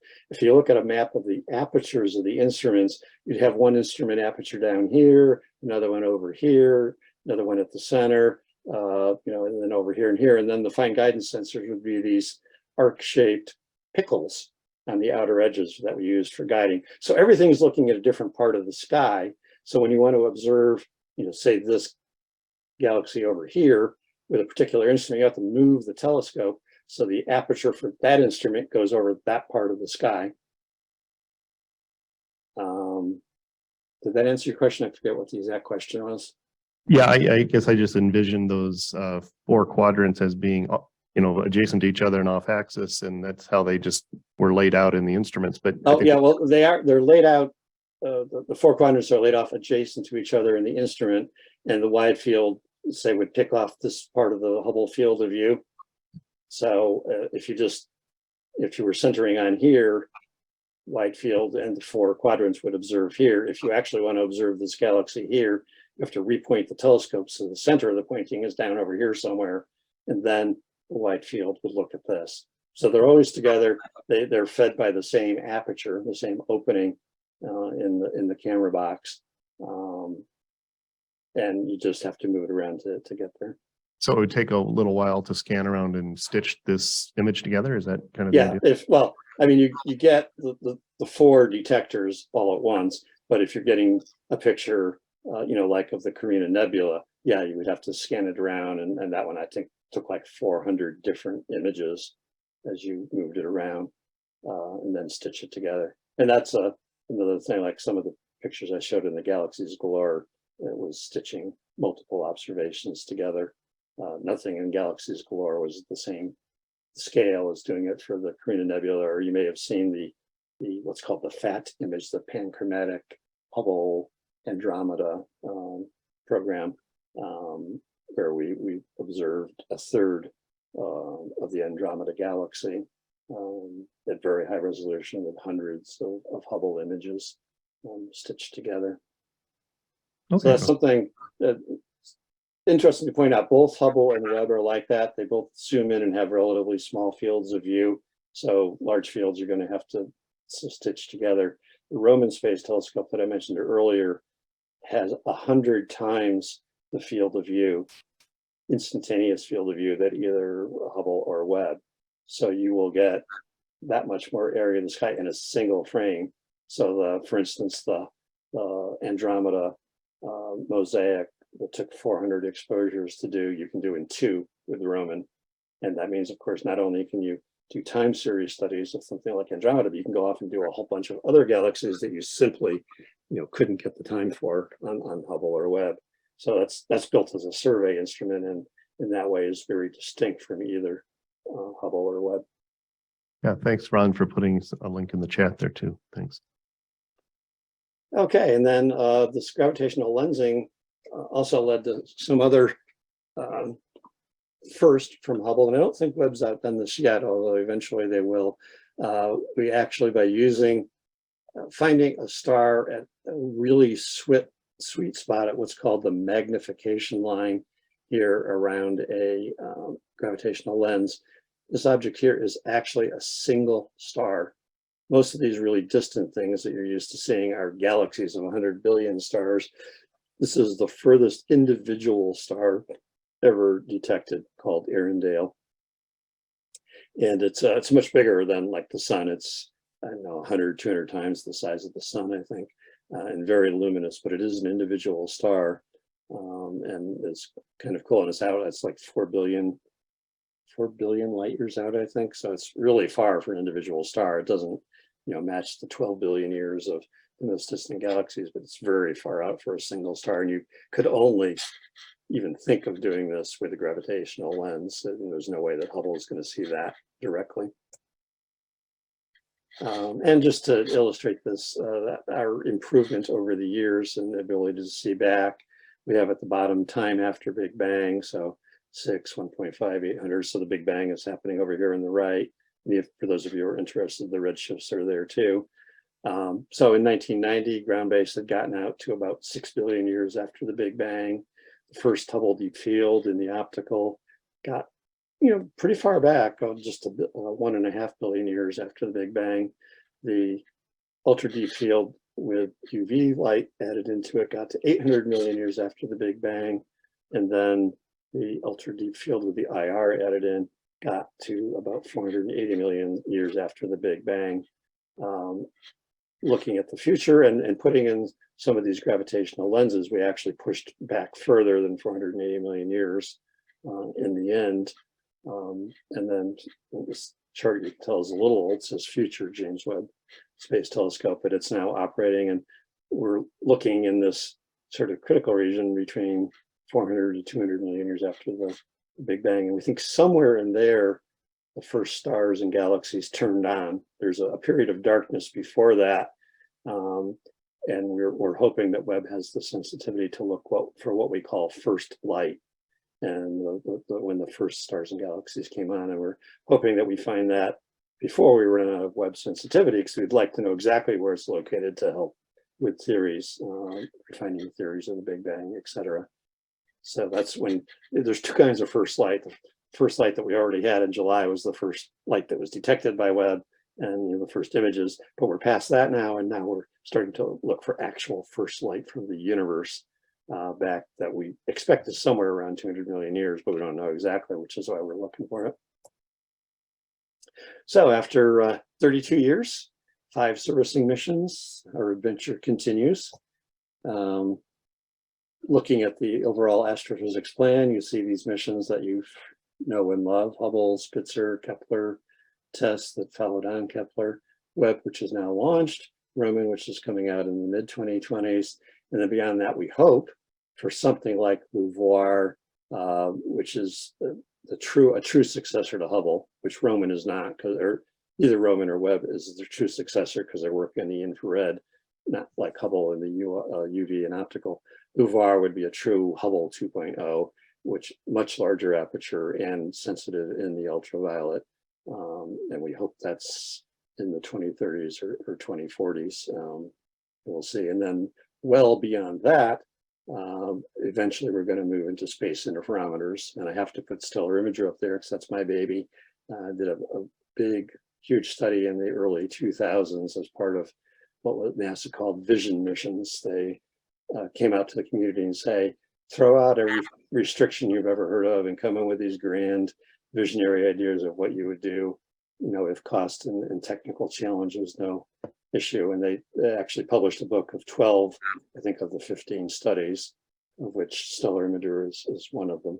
And that the idea here was to have a constellation of 30 spacecraft, each one having a 1 meter mirror on it, all co-pointing to the same target and directing light to a common beam combiner about 5 kilometers away. And the diameter of this would be about 0.5 kilometer. And if you had that, you could resolve surface features on other solar type stars out to about 4 parsecs. And of course, you could see a lot of, the universe in true high definition. So which is what you're going to do with space interferometers, is get this resolution that you can't do with single dishes or even segmented ones like Webb. There was an infrared version called SPECS. And then the ultimate end goal of the NASA program is something that will do planet imaging and actually be able to image the surfaces of, for instance, Earth-like planets around other stars. And that would almost certainly require an interferometer built up of other smaller interferometers. And that's, we're probably out in the 2050s or something before you get to these, but that's sort of the end goal here. We're all, we're looking for life, we're looking for Earth-like planets, and you're going to need this kind of resolution eventually to do that. Although something like LUVOIR and maybe Weber-Roman can look for spectral signatures of life or chemicals produced by life in the atmospheres of exoplanets. So we may have clues from them first, but if you want a true image, you're going to need an interferometer of some sort or another. We got a couple of questions. Go ahead. This might be answering one of them. Conrad was asking, can you provide a URL where we could download those very large images from Hubble? And then Yes. And the second question real quick is, I wanted to ask about where you're parking these scopes. Are they in orbit, or are they going to be out in Lagrange point? How's that working out? Well, Hubble is in low Earth orbit, which is why it goes around once every 95 minutes. Both Webb and Roman are going to be in very loose orbits around the L2 point. And that's where almost everything in the future is going, especially the infrared telescopes, because you want it to be away from the heat contamination from the Earth and the Moon. You also get to look at much larger parts of the sky from out there. Low Earth orbit by Hubble, you lose about half of every orbit, because the Earth is in the way. We just try to look that way.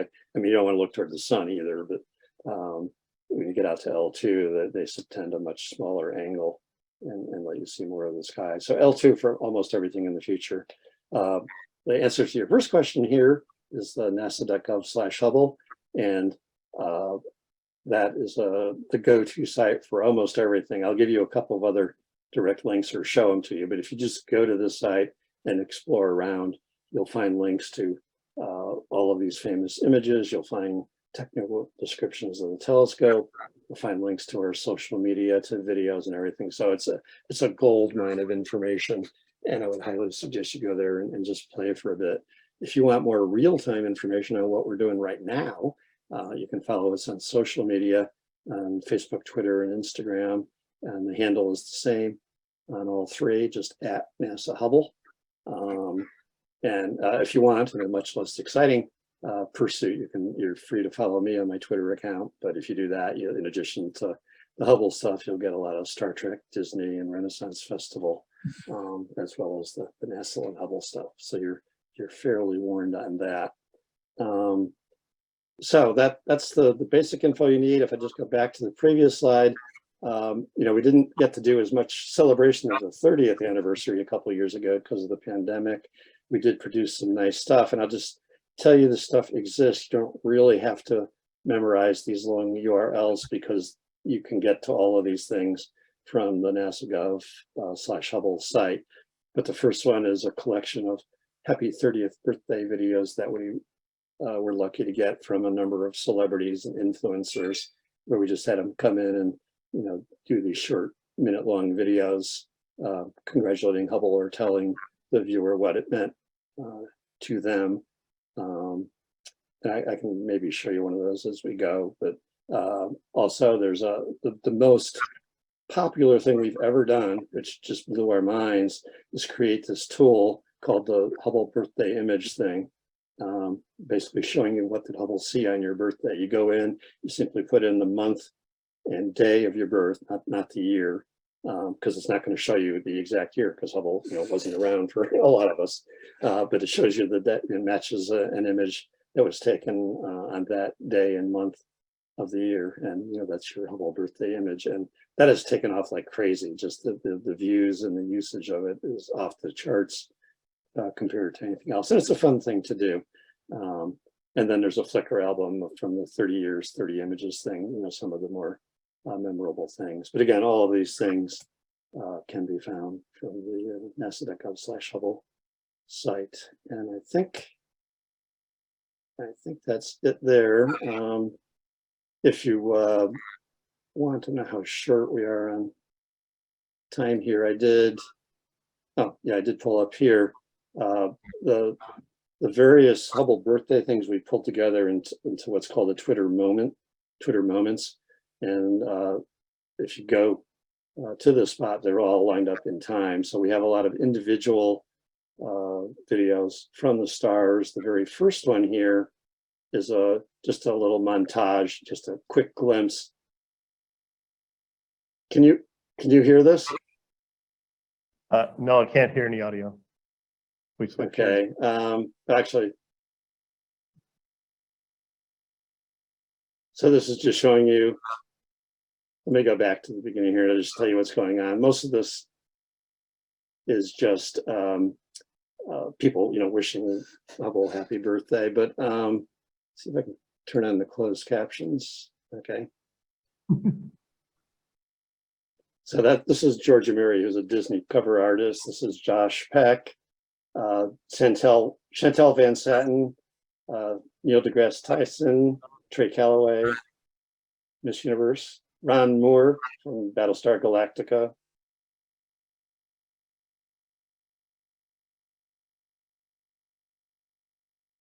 There's the version.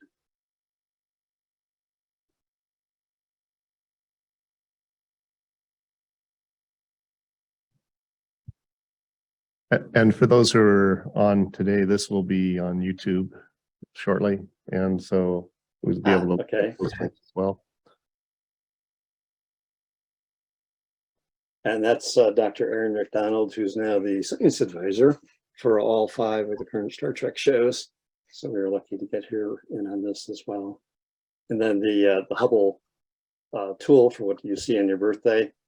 You see here, you go in and pick a month and a date, hit submit, and it shows you some information about it, but you can also say see full image, and it shows you the image that was taken on your birthday, and then you can go hang it on your wall and show all your friends. We can get the image named after you. Well, you can try. Okay, I've stopped sharing there. And I don't know if you guys want to go through additional questions or what. I have a little more time if you want to, but I know we're getting near your 10 o'clock. Well, we're loving correct. the Star Trek references, that's for sure. Mike Kuiper says it reminds us when the MAS was young. Of course. And now I can see the chat at least, that we're out of full screen. Are there any questions online or in the room? I have a question. Go ahead, Ron. Yeah, Dr. Carpenter, thanks for that excellent presentation. I'm wondering a day-to-day schedule of the Hubble. What currently, maybe as a percentage, what currently are the observing projects? What are they looking at? What's the time on the telescope being used for? It really covers a wide variety. The way Hubble observing time is allocated over here, once a year, we put out a call for proposals to astronomers worldwide. They send in proposals telling us what they want to do and why it's the most important thing to do. And we have to write those very well because Hubble is still, after 30 years, oversubscribed by a factor of roughly 6 every year. So it's extremely competitive, and we turn down a lot of perfectly good, very spectacular proposals in some cases. But we do try to spread it out over the different disciplines. We have something like, I think it's 8 different categories. So there's hot stars, cool stars, exoplanets, external galaxies, cosmology, intergalactic or interstellar medium kind of thing. So we spread it out over the different categories and usually try to allocate time roughly in proportion to the proposal pressure on that topic. So if you have a topic where the proposals ask for, say, 10% of the total proposed time, you try to allocate 10% in the end to that. So we have stuff all the way from, we're still looking at the local solar system, looking at planets, studying. Now we have a huge database to study time evolution of, say, the clouds in the Jupiter atmosphere. Actually think of looking at climate versus season even, that you would never have dreamt in doing with just the original mission, because we're now more than double the original mission length that we were guaranteed for. So, but we look at local stuff like that. We look at exoplanets, we look at nebula, a lot of star birth, star death thing in our own galaxy, a lot of study of external galaxies and the intergalactic medium, and of course, a lot of interest in the big picture, the evolution of the universe, the origin of the universe. And we're still going to be doing a lot of that, even with Webb coming into the picture, because again, the multiple wavelengths gives us a nice complementary information. And if we're trying to do the whole evolutionary scheme, Webb's going further back in time, being able to see further out in the infrared, but only Hubble can see the nearby galaxies to compare to them, where the light hasn't been shifted out of the UV yet. You know, you go far enough out, all the light gets shifted into the IR, and Webb can see it all, but they can't do that for the closer objects because the light hasn't been shifted into their wave band. So wide variety, but you know, a lot of it, you know, us stellar folks tend to feel, you know, left out sometimes with all the emphasis on studying the cosmos and the Big Bang and whatever. But we do get time, so you know, we can cry a little bit, but we can't really cry foul.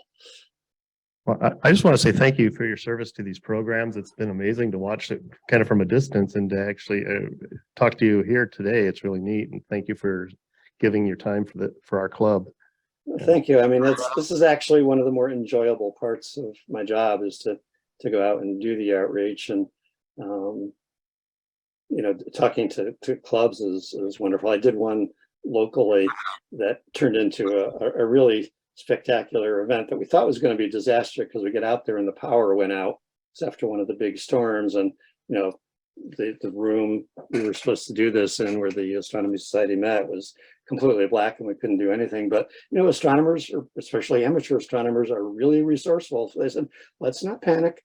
Let's see who's got a power source in their pickup. And somebody ran off, and they got this huge wonkin battery and brought it to the back porch of this nature center we were supposed to be inside of. And we started hooking things up, and somebody else had some kind of remote modem that I guess went out through a cell service. And we basically set up on the back porch of this nature center as the sun was setting in the west and the stars were coming out. And we gave this wonderful talk on Hubble, you know, in this really natural environment. So it couldn't have been planned better, but it was all completely spontaneous, and it was all enabled by the fact that astronomers are used to going out into the woods and you know, still having the power to run their instrumentation and whatever. And we even were able to Zoom for that, like we did here, to the remote people. So it was, anyways, an unusual situation. But I talked to astronomy societies. I've started being able to talk to a lot of sci-fi and pop culture conventions, and you know, we love to get the information into your hands, so you can go off and tell all your friends about it and make them excited about it, and send them to the Hubble website and whatever. So please do that. Thank you. Thank you, Dr. Carpenter, for your time tonight. And I know I enjoyed it, and I'm sure all of our members enjoyed it also that tuned in, and even the ones in the future that are going to watch this on YouTube, because we've recorded it tonight. So thank you very much for your time. Members, I want to remind you that at the close of this meeting, and actually maybe we'll just leave it open until 10 o'clock. If somebody wants to nominate themselves, that they can send Gunnar or myself an email to let us know that you would like to be on the ballot for our election in December. And the rest of you members, you know, we were just barely meeting the requirements for a quorum tonight, so please, all of you, come back. You just never know, I might be able to scrounge up a prize or something left over from the 50th anniversary, and there may be a drawing at the end of the night, so it's possible you could win something. So please show up, and thank you for your time tonight and your attention, and we'll see you in December. Thank you. Thank you. Good night, everyone. Night to all.